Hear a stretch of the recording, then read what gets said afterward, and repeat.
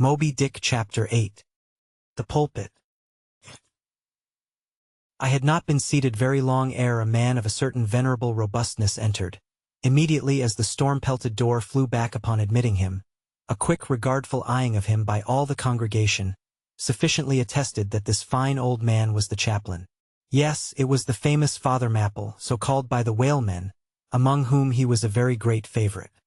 He had been a sailor and a harpooner in his youth, but for many years past had dedicated his life to the ministry. At the time I now write of, Father Mapple was in the hardy winter of a healthy old age. That sort of old age which seems merging into a second flowering youth, for among all the fissures of his wrinkles, there shone certain mild gleams of a newly developing bloom, the spring verdure peeping forth even beneath February's snow.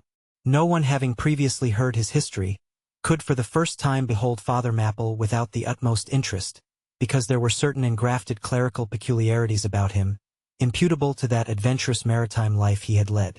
When he entered I observed that he carried no umbrella, and certainly had not come in his carriage, for his tarpaulin hat ran down with melting sleet, and his great pilot cloth jacket seemed almost to drag him to the floor with the weight of the water it had absorbed. However, hat and coat and overshoes were one by one removed, and hung up in a little space in an adjacent corner, when, arrayed in a decent suit, he quietly approached the pulpit.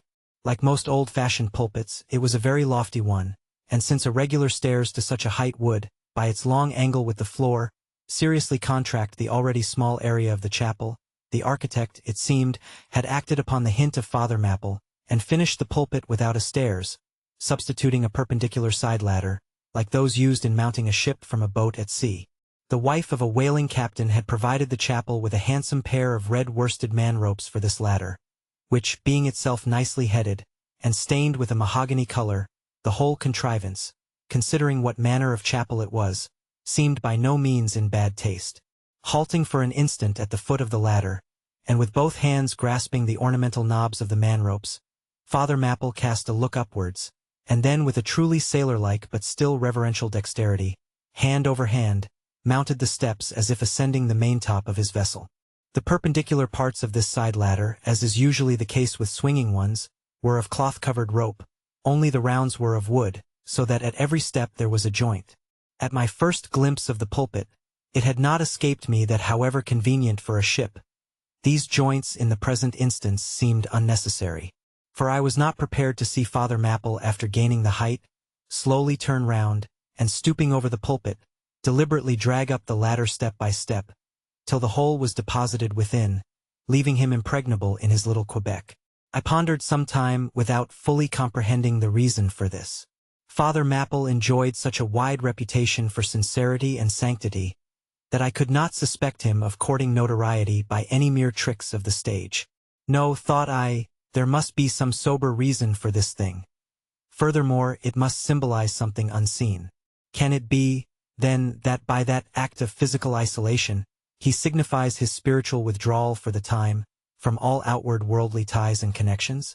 Yes, for replenished with the meat and wine of the word, to the faithful man of God, this pulpit, I see, is a self-containing stronghold, a lofty Ehrenbreitstein, with a perennial well of water within the walls. But the side ladder was not the only strange feature of the place, borrowed from the chaplain's former seafarings. Between the marble cenotaphs on either hand of the pulpit, the wall which formed its back was adorned with a large painting representing a gallant ship beating against a terrible storm off a lee coast of black rocks and snowy breakers. But high above the flying scud and dark rolling clouds, there floated a little isle of sunlight, from which beamed forth an angel's face. And this bright face shed a distinct spot of radiance upon the ship's tossed deck, something like that silver plate now inserted into the Victory's plank where Nelson fell. Ah, noble ship, the angel seemed to say, beat on, thou noble ship, and bear a hardy helm. For lo, the sun is breaking through. The clouds are rolling off. Serenest azure is at hand. Nor was the pulpit itself without a trace of the same sea taste that had achieved the ladder and the picture. Its paneled front was in the likeness of a ship's bluff bows, and the Holy Bible rested on a projecting piece of scroll work, fashioned after a ship's fiddle-headed beak. What could be more full of meaning? For the pulpit is ever this earth's foremost part. All the rest comes in its rear, the pulpit leads the world. From thence it is the storm of God's quick wrath is first descried, and the bow must bear the earliest brunt. From thence it is the god of breezes fair or foul is first invoked for favorable winds.